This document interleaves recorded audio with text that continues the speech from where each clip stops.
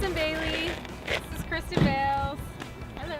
We are the co-chairs of Better Block OKC. Last year we did the same tour on Friday at 4 o'clock at 7th and Hudson. It was really fun.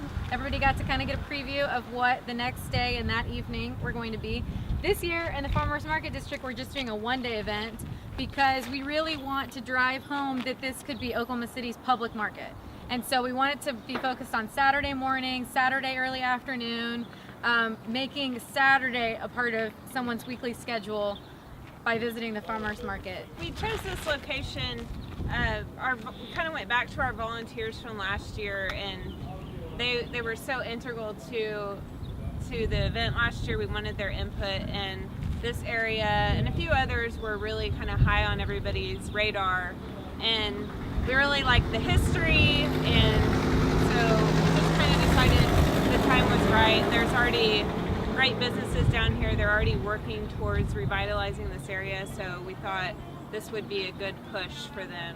So Helco was again a corporate partner, but Johnson and Associates, who is also a ULI member, donated a civil engineering package to the Farmers Market District through Better Block.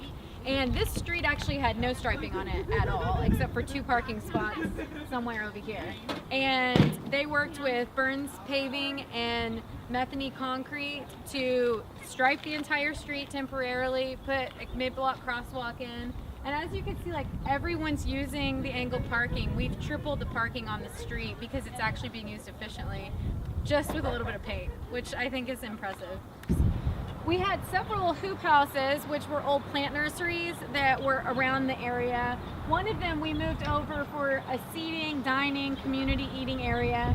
And then we had a lot of scrap metal that was from the hoop houses, and they turned this into a bicycle rack. Come tomorrow, people will be able to hang out in the shade.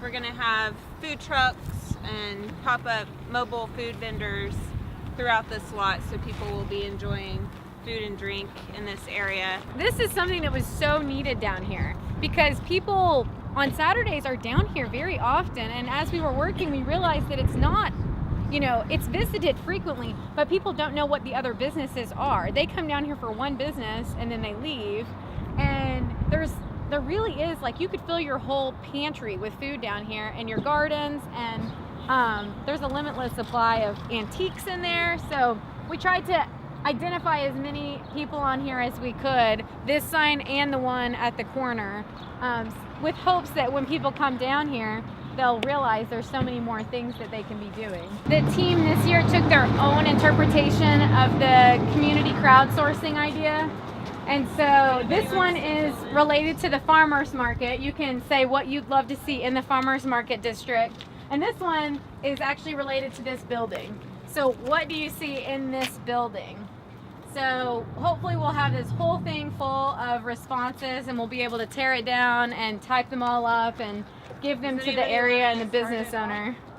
Looking at the old photos and thinking about how we wanted the community to get engaged with the businesses, it felt like it needed a piazza or a town center feeling to it. And this parking isn't extremely functional anyway. And so we've closed this off, and in our bigger dream, this whole thing would be filled with the Fowler pop-up park and activities and yard games, and it would be a pedestrian area that flows over into this row of storage buildings that would be the pedestrian market row.